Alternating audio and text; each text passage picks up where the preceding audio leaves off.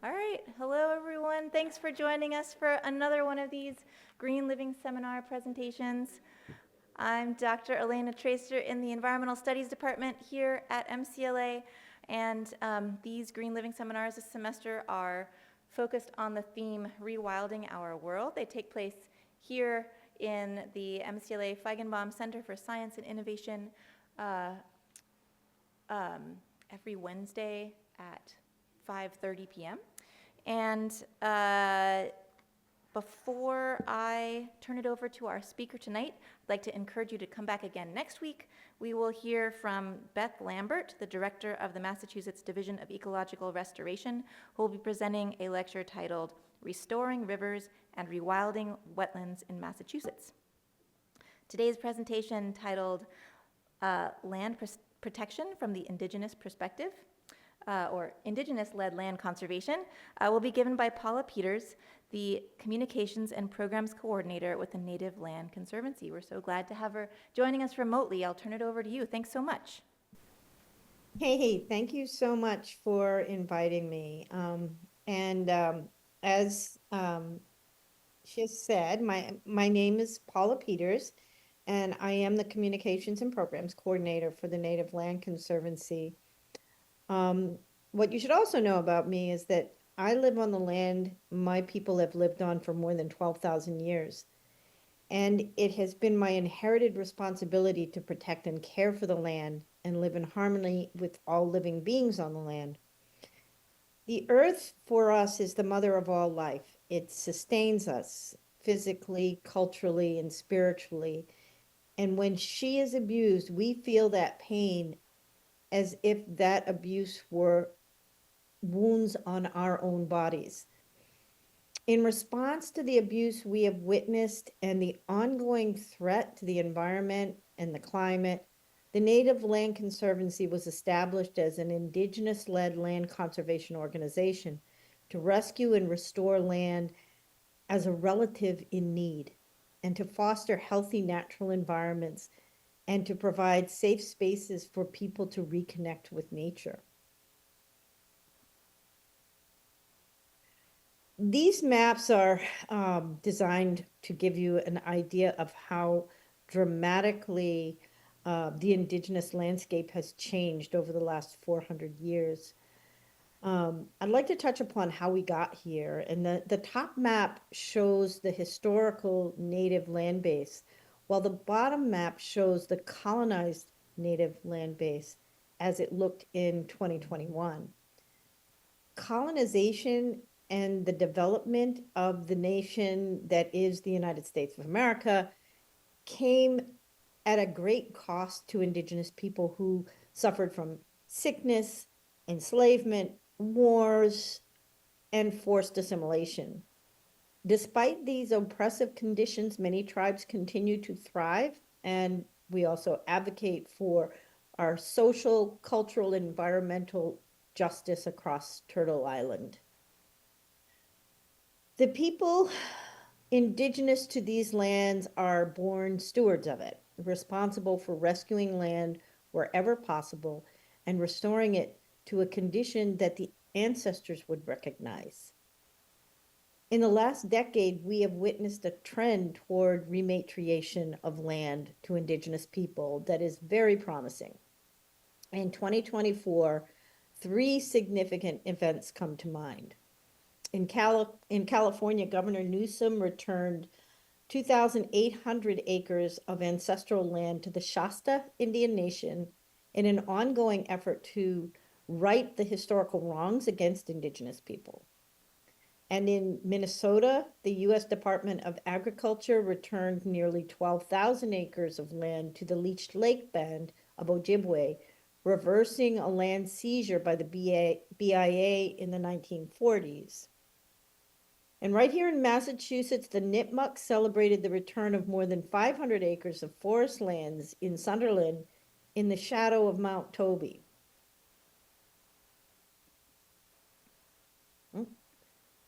Got a little ahead of myself. This map shows it's a map of the linguistic geography of the traditional homelands of some of the Northeast tribal nations. Prior to colonization, there were many eastern woodlands tribes that thrived throughout New England. And this map notes the Nipmuc, the Pequot, Mohegan, Narragansett, Abenaki, and Wampanoag. The NLC is based in Mashpee on Cape Cod. And during colonial times, Mashpee was one of many villages established as praying Indian towns where many Wampanoag continued to thrive culturally under a cloak of Christianity. Today, Mashpee remains a vital tribal home for many Wampanoag.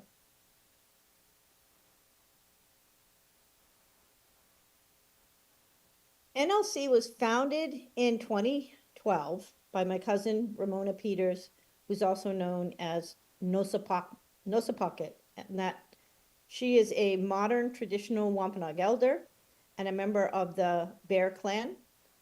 And Ramona was inspired by the lessons that she learned from her elders. The changes that they have experienced in our homelands have been devastating to them and threaten our traditional way of life. All of us here at NLC are connected to the land and our natural environment in a very spiritual way. As such, our worldview is different from other land conservation groups. We are inspired to rescue all land, and in particular, the homelands of our ancestors that are spiritual and emotional sanctuaries for Indigenous people. We are motivated by our Indigenous heritage that links us to the Earth Mother.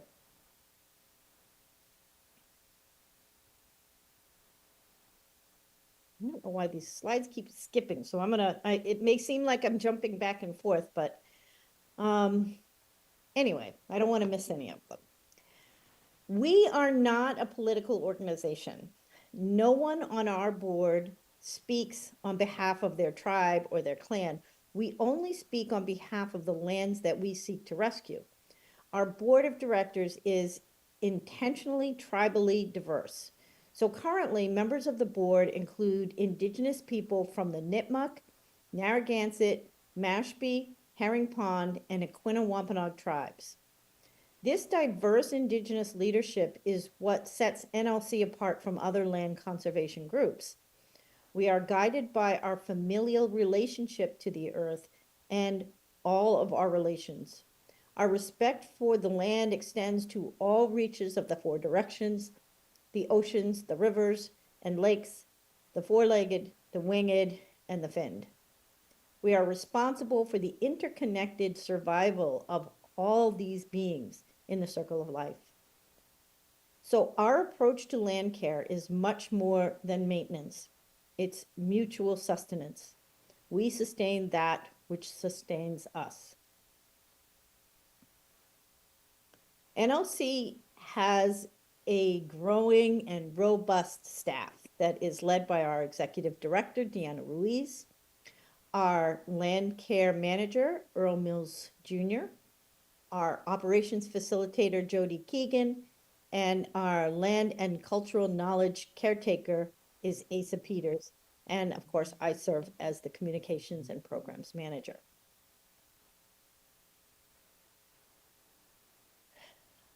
Our mission is to preserve and restore healthy landscapes for all living things wherever possible. We draw upon our collective traditional cultural knowledge as Indigenous people with generations of direct experience in the woodlands, coastlines, and waterways of our ancestral homelands. NLC protects land in many ways, and we're actually doing that now on a national scale. On this map, the colored dots, which I hope you can see, they're kind of, some of them are kind of small, but the colored dots indicate the many ways that we protect land. The green dots, which there are two of them actually, one really large one over here by that's pointing to Massachusetts, and this one, which is really a smaller one, which is in Lake Superior. The green dots represent regions where we have fee interest land holdings. where we hold the deeds to land. And in Massachusetts, we hold title to more than 170 acres of land across 10 towns and 5 counties. And on Madeline Island in Lake Superior in Wisconsin, we hold title to 8.5 acres of farmland that's operated by an Ojibwe Women's Collective. There is a yellow dot, also indicating toward Massachusetts. And that's because some land and structures come to us in the form of a bequeathment, including 2 homesteads that were donated by people who feel that the land needed to be rematriated to Indigenous people. The orange dot indicates where we hold conservation restrictions. We hold conservation restrictions on more than 811 acres of land, including 776 acres of land in Alabama. That land is in the care of the Muskogee people, who I will talk about later in this presentation. Also the purple dot. And we have cultural respect easements on more than 460 acres of land that's held in held by the Dennis Conservation Land Trust on Cape Cod. And several other CREs are proposed in other regions of the state. And I will also have more to say about cultural respect easements later in this presentation.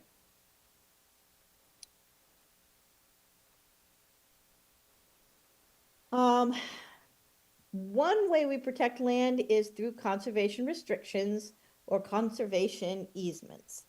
These are legally binding agreements wherein the landowner voluntarily gives up development rights for the sake of conservation. There are tax benefits to putting land in conservation, including reduction of property taxes.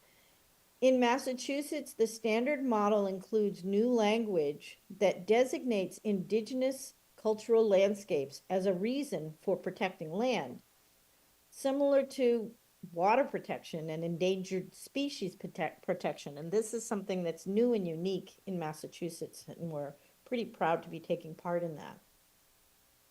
A conservation restriction prompts the landowner to consider allowing indigenous cultural practices on their land as they are executing that restriction.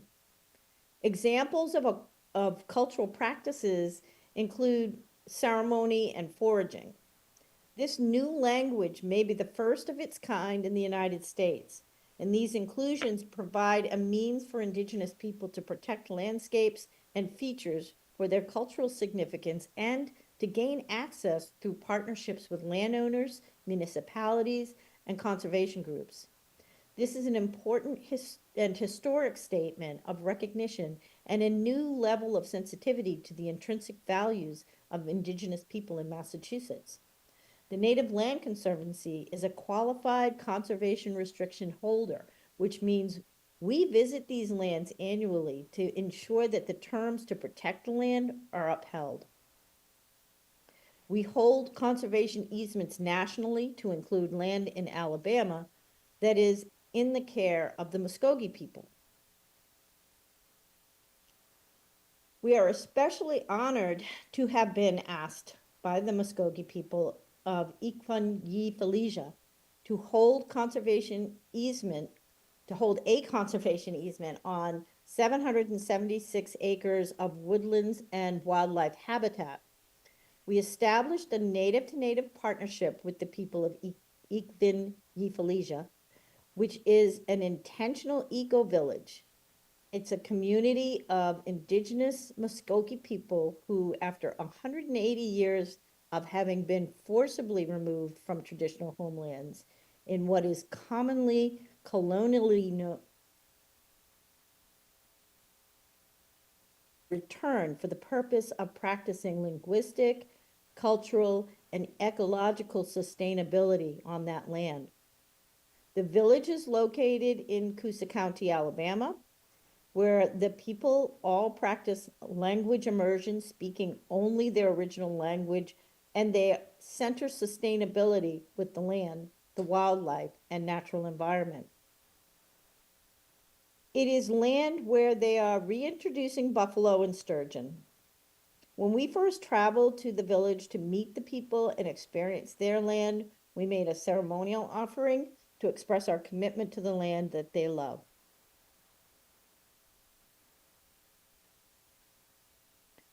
We are also grateful for each of many gifts over the last decade since our first land donation was made back in 2015.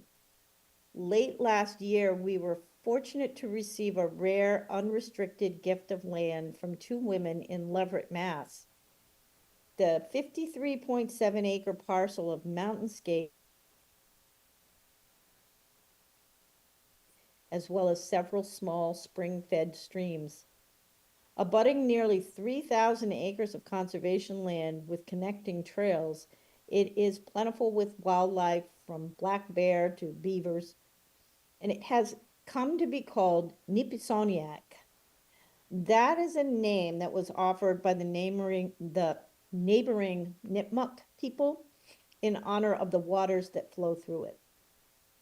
It was donated by Devorah Einstein and Lorelei Bond, seen here in this center photo, with our founder, Ramona Peters, and flanked by our Nipmuc neighbors, Andre Strong Bearheart Gaines and Pam Ellis.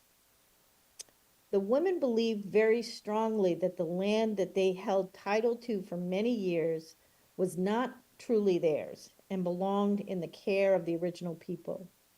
They were so committed to the purity of their gift that they declined a $75,000 tax credit that would have required restrictions on its use.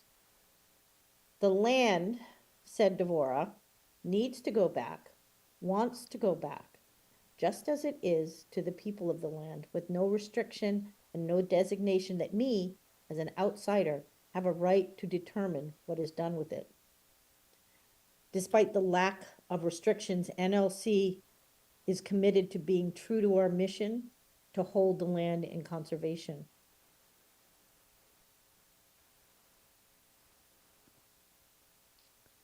Another great gift of land is this, wait a second, come back here. Another great gift of land is this 32.4-acre parcel in Kingston, Mass. that was donated by the Muddy Pond Trust to NLC to hold on behalf of the Wampanoag people. The Wampanoag Common Lands is a prime example of what land protection and preserving native lifeways looks like for the NLC. This land provides space for undisturbed cultural practice and allows tribal members to lead in its protection and restoration. The NLC is the caretaker of the land and responds to the needs of both the land and the people. We turn to the community, to the Wampanoag community, to make decisions about siting structures like the open-air pavilion and a weetu and a traditional lodge. The Wampanoag Common Lands is home to important plants also, and animals like the deer and the river otters and the globally rare boneset, which is the white flower that you see in the center picture. This land is known to have the healthiest population of this plant in the world. The NLC will make sure that this rare beauty is not only protected, but it flourishes again in its home environment.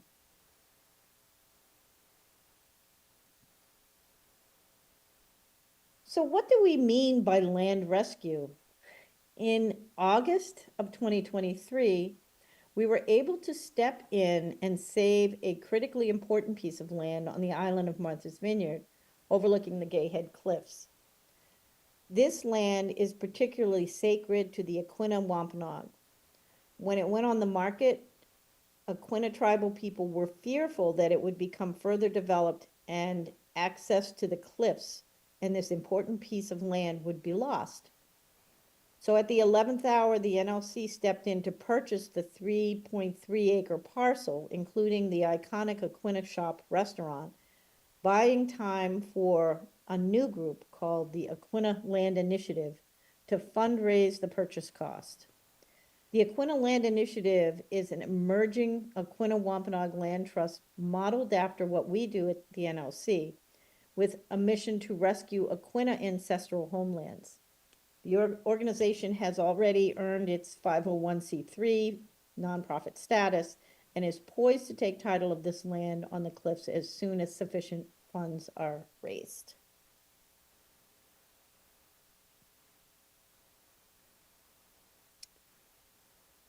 As Indigenous people, I don't know why it's doing this to me. As Indigenous people, taking care of the land means more than pulling weeds. Everything is approached with a ceremonial practice to show our thanksgiving to the land and all that she has to give us. We don't view land as a static museum exhibit. We are in active, reciprocal, and familiar relationship with the land. We use the best practices in restoration science, blended with traditional ecological knowledge, to meet the land's needs. When we remove invasive species like knotweed and bittersweet, we return native species in their place, focusing on culturally significant plants that may be less accessible in other areas, such as bulrush. Some of the work that we do after we have recovered land involves restoring land by cleaning up trash that has been carelessly discarded. In some cases, small items like bottles and cans, and in other cases, large items like tires and mattresses and appliances. And these are things that are not only out of place and unsightly in a natural setting, but they also contribute to spoiling the environment with toxins that pollute the soil and water, that pollute the soil and water and are dangerous to the fish and wildlife. We also devote a lot of time to removing invasive plant species that are not natural to the environment and can cause a decline in the plants and the trees that naturally thrive in the region. Now I want to share a video with you that will inform you about how cultural respect easements work.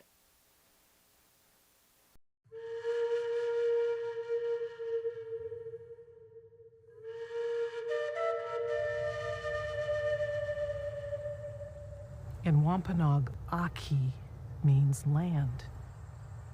It is something that we are grateful for. In one of our prayers, we say, Manat ka nikona hachik, creator and ancestor, thank you for the land. Katapatanamu wachiwami Aki.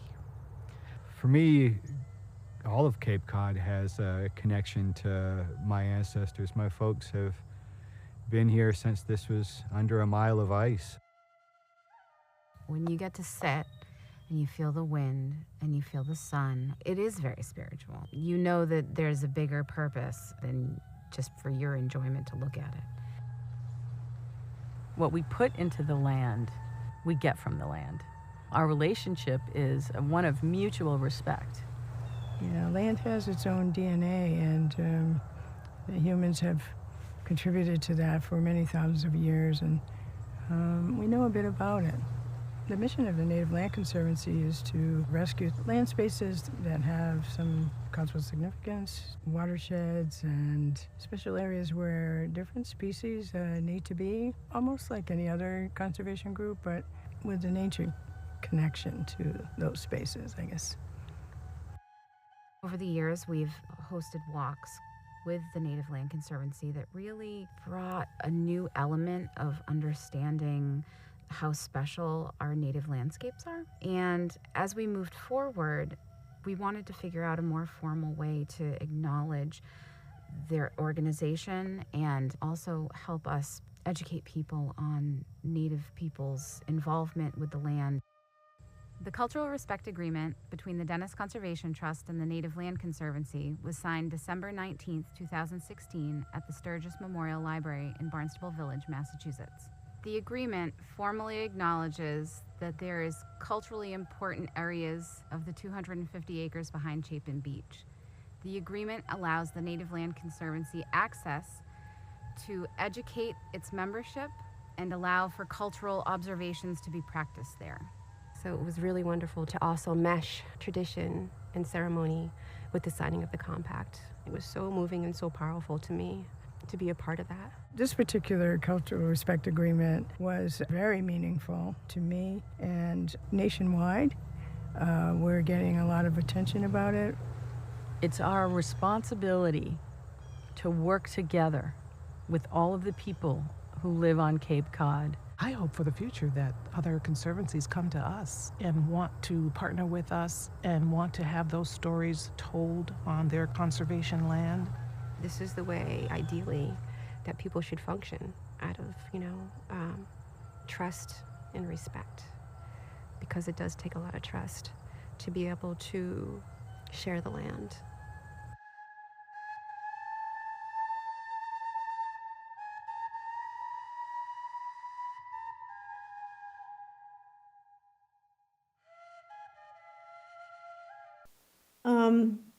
Well, I hope you enjoyed that little film. Today, NLC holds cultural respect easements on more than 460 acres, and we're working with new partners to develop more legal frameworks to guarantee and protect Indigenous cultural access to land.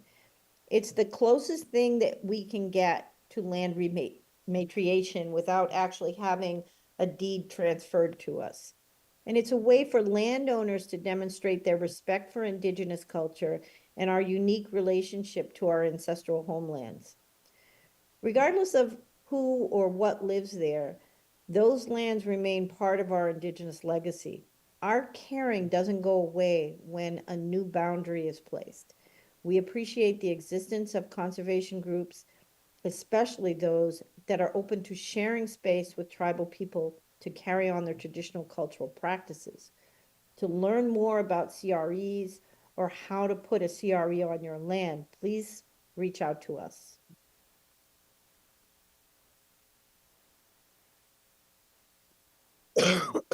Excuse me. Every summer, Native Land Conservancy hosts the Land of the First Light Fellows program. And this is a 10-week fellowship that invites Native American young adults aged 18 to 25 years of age to explore what it would be like to have a career in land conservation and environmental protection in the ancestral homelands of the Wampanoag. Each fellow pursues an individually defined project on a topic related to land conservation with the support of an expert mentor from the Mass Audubon Society. This paid fellowship offers each fellow $7,500 in a stipend and additional support for things like travel and housing. This is a fellowship that is open to Indigenous students or young adults. So, I believe we are still accepting applications. So if there's someone that you know of, yes, there it is. Applications are now being accepted for this First Light Fellowship, and they close on March 31st, which is coming right up. I think you can see this QR code and the bit.ly link that you can certainly share with any Native students that you know of. We would love to hear from them. The fellows that engage with us may only be with us for 10 weeks, but we reap the benefits of their work long after they leave us. Our 2022 fellows built bat boxes that were installed by the fellows in 2023, and they are helping to sustain a declining population of these species on 2 of our properties. In 2023, one of our fellows then followed up by taking a census of what kinds of bats were living on the lands, and she also installed bioacoustic monitors to learn more about how the bats live and thrive. And one of the things I have here is a recording from the bioacoustic monitors, which I will try to play for you.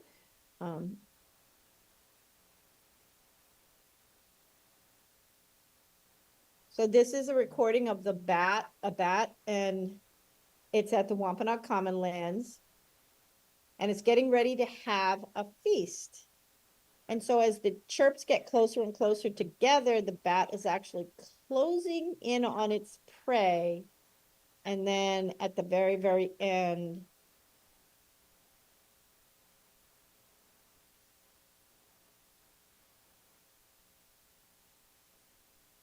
there you go. Yummy, yummy. Anyway, moving on. We do a lot of community engagement. One of the ways that we engage with the public and specifically our membership is to have programs and events where we promote the best practices for living in balance with nature. We have nature walks, land care days, and recently we invited a Wampanoag scholar to come and speak about how tribal nations are leading the way in climate change resiliency. We also partnered with the Mashpee Wampanoag tribe to host the Honor the Earth Fair. The first ever was done last year. And we're doing it again in April of this year on April 12th. And if you check out our calendar, which is on our website, we have a calendar of events. You can see how you can engage in some of these activities. We even have some activities that are coming up in, well, maybe closer to MCLA, in Leverett, where I talked about that land that was donated to us by the women in Leverett. In May, we are having a land care day and we're having a meet and greet. And maybe that's nearby to you folks, and maybe some of you would like to go. You can certainly go to our website and sign up.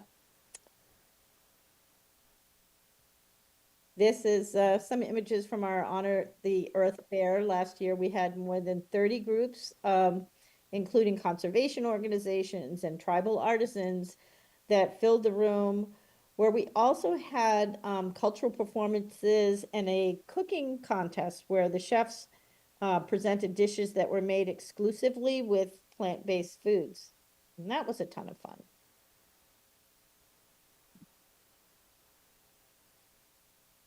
We also keep our friends and members and donors informed with quarterly newsletters.